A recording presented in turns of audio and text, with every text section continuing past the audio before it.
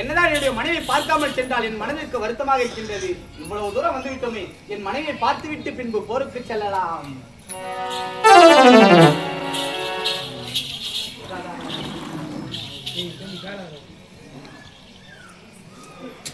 என்னை கணவன் வருமாட்டாரா என்று காத்துக் கொண்டிருக்காமலா இந்த நிச்சயில் இருந்து கொண்டிருக்கிறாரே. சரி, எழுப்பித்தான் பார்க்கலாம் என்ன செய்கிறாள் என்று.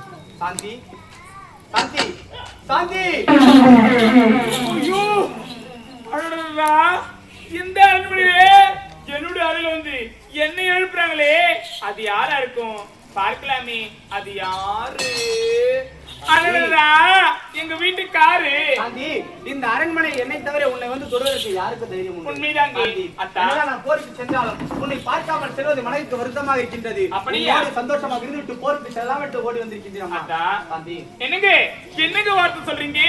என்னோட சந்தோஷமா இருக்க போறீங்களா? அத்தான், நீங்கள் சந்தோஷமாக இருப்பதற்கு இது சரியான நேரம் கிடையாதுங்க. நீ கூறுவது ஒன்றும் புரியவில்லை. எதற்காக அப்படி கூறுகின்றாய்? அத்தான், நானும் இப்பொழுது 3 நாள் மாதவிடாயா இருக்கு.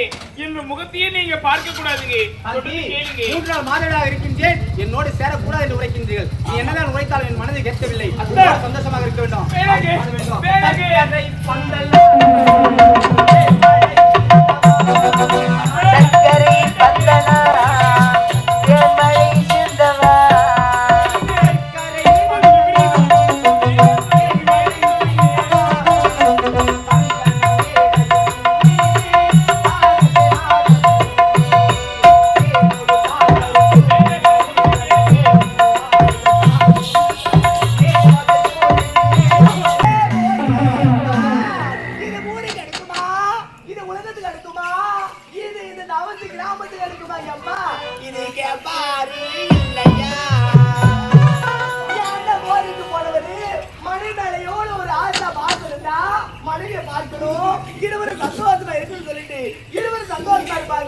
எனக்கு நான் மன்னவன் மேல